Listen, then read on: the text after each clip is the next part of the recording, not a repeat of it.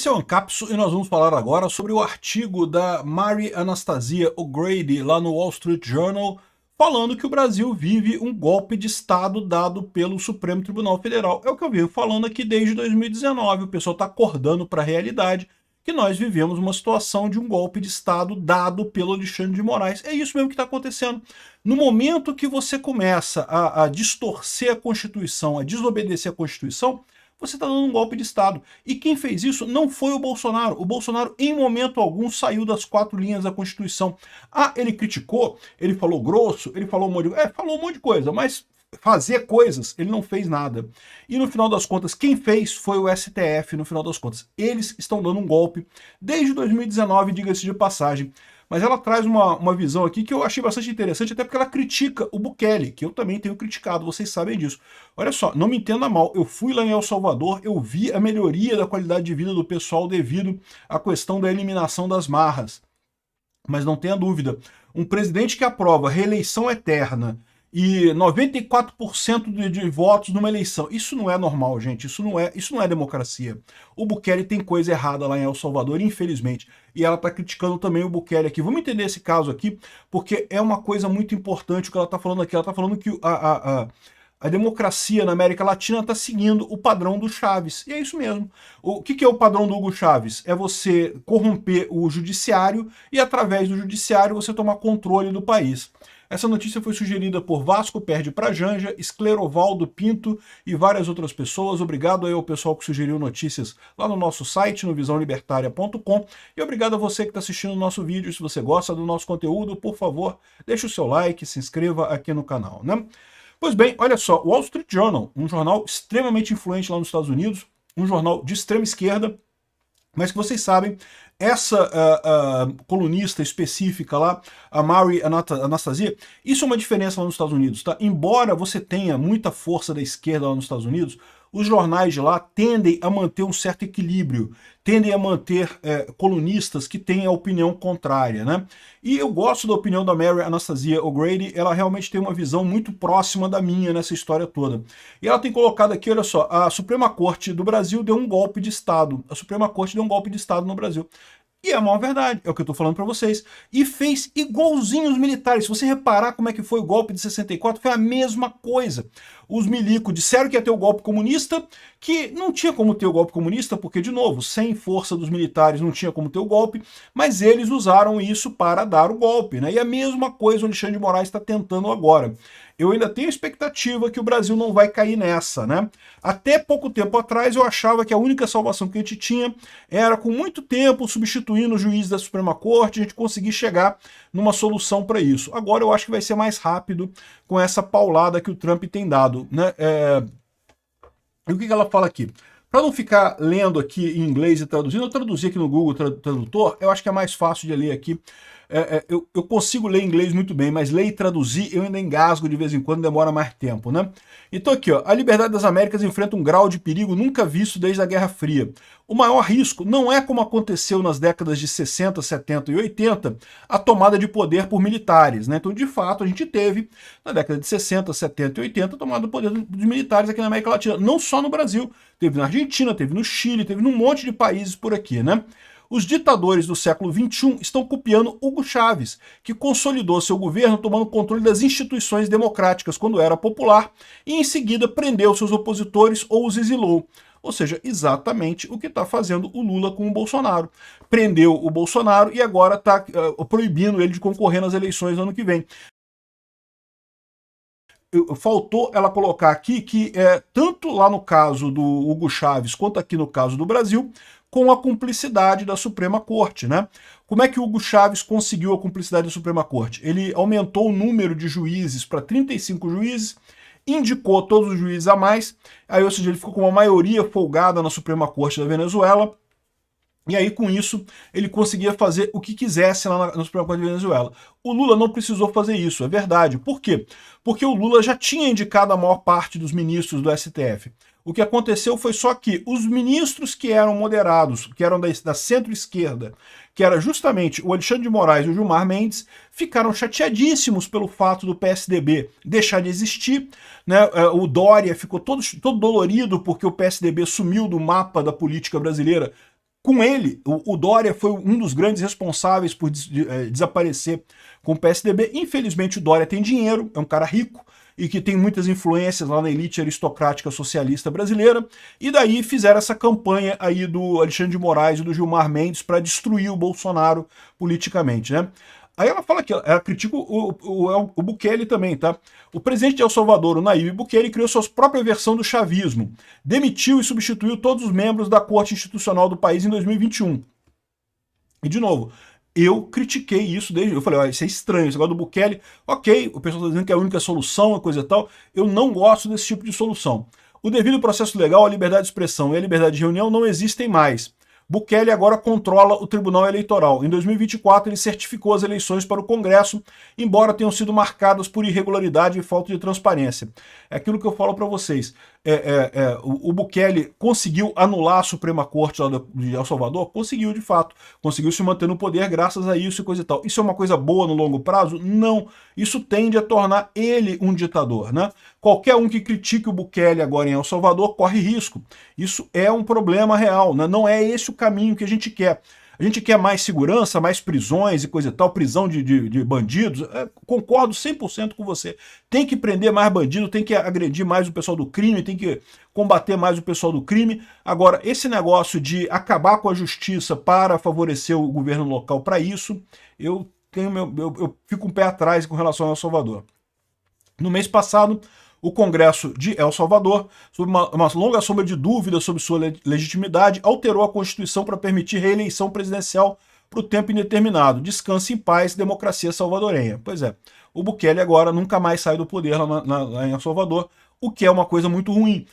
Não é possível que em El Salvador, um país tem muita gente capaz, muita gente capacitada, não tem uma outra pessoa tão capaz quanto o Bukele. Se é o Bukele, meu amigo, é porque virou uma ditadura mesmo, né? Ainda não é tarde para resgatar o Brasil de um retorno semelhante à ditadura. Olha só o que eu estou falando. E eu acho que é isso mesmo a posição que a gente está nesse momento. A gente está justamente no divisor de águas. Existe um risco muito sério da gente daqui para frente ir para o caminho da Venezuela. À medida que o Lula e o Alexandre de Moraes conspiram entre si cada vez mais para isolar o Brasil do mundo, para eles continuarem no poder, criou-se uma força agora para você evitar esse tipo de coisa, né?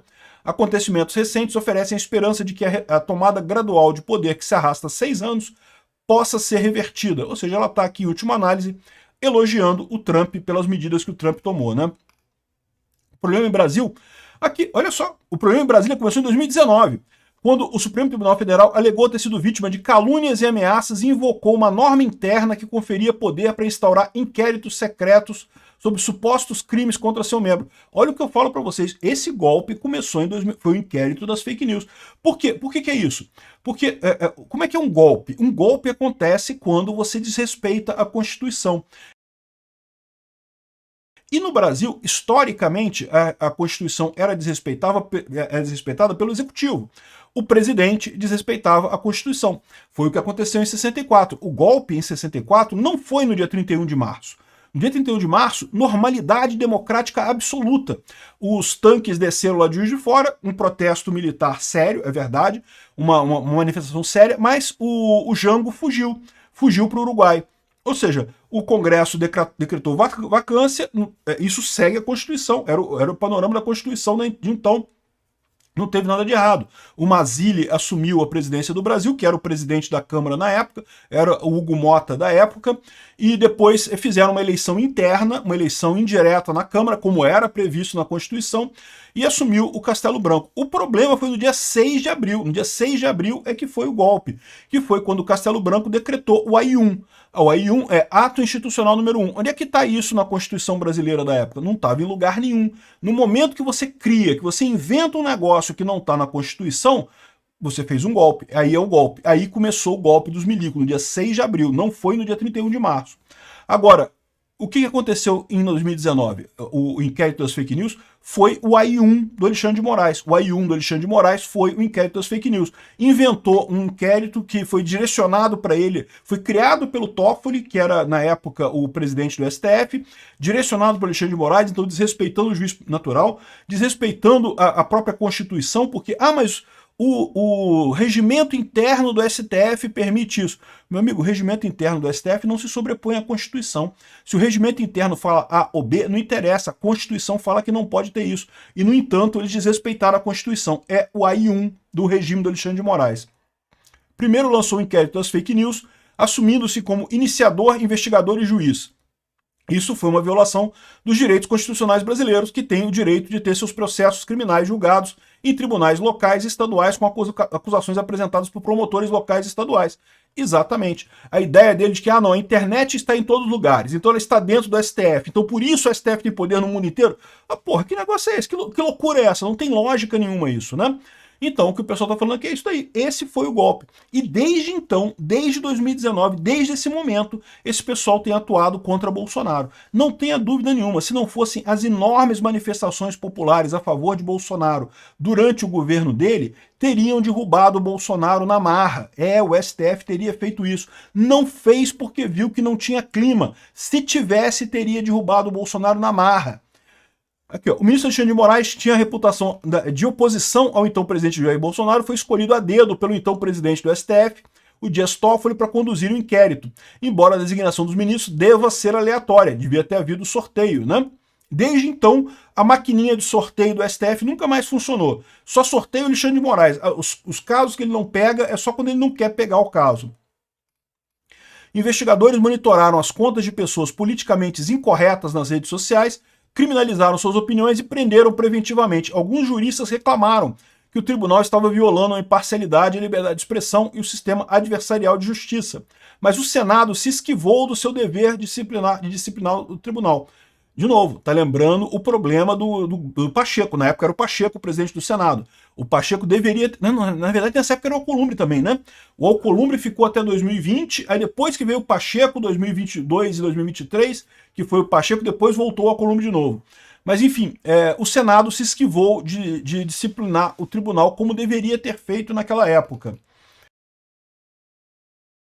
Em decisão do STF de março de 2021 de anular a condenação do presidente Lula, que havia sido confirmada 2 vezes em segunda instância, inflamou ainda mais a direita brasileira. Foi um absurdo. Aí que tá. A continuação disso foi o quê? Foi soltar o Lula. E soltar o Lula pelo golpe. É verdade. Por quê? Porque eles sabiam que na eleição Bolsonaro ganharia de qualquer um.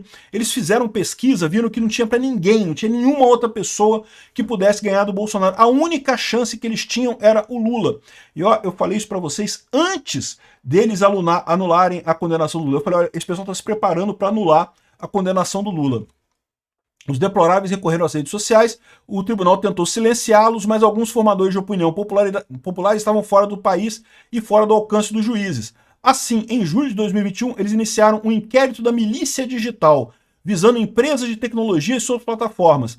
Ou seja, começaram a querer censurar todo mundo. Isso os forçou a censurar conteúdo, desmonetizar brasileiros que tinham opiniões que o tribunal considerou inaceitáveis, ou seja, é um tribunal de opinião. Você não pode ter a sua opinião sua está inválida, não pode ter a sua opinião.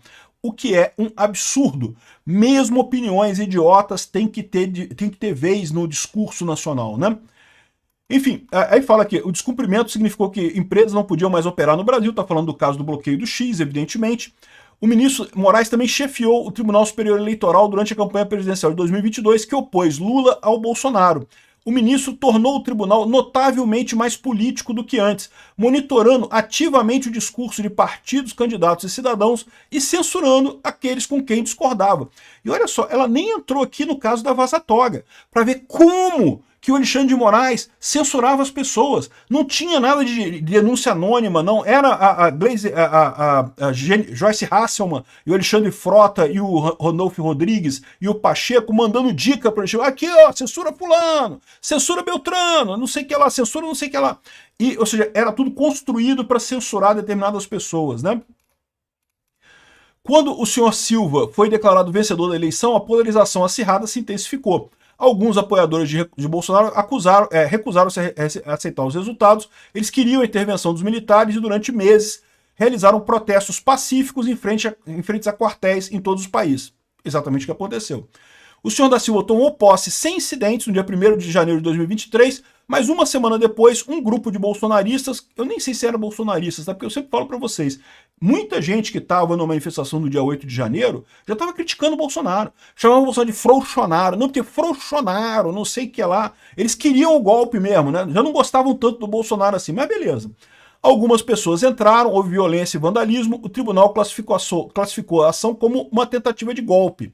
Mas a maioria dos envolvidos parecia ser desavisados de tênis vagando pelo local sem armas. Nenhum soldado saiu das instalações militares. Ou seja, que porra de golpe é esse que só tem na cabeça do Alexandre de Moraes, né?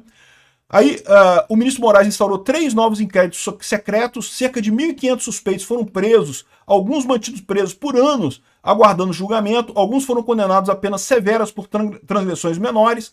Olha como é que tá extrapolando isso. Isso aqui, meu amigo, isso aqui é um jornal que é muito visto lá nos Estados Unidos. O pessoal tá vendo essa opinião, tá muito claro isso daqui.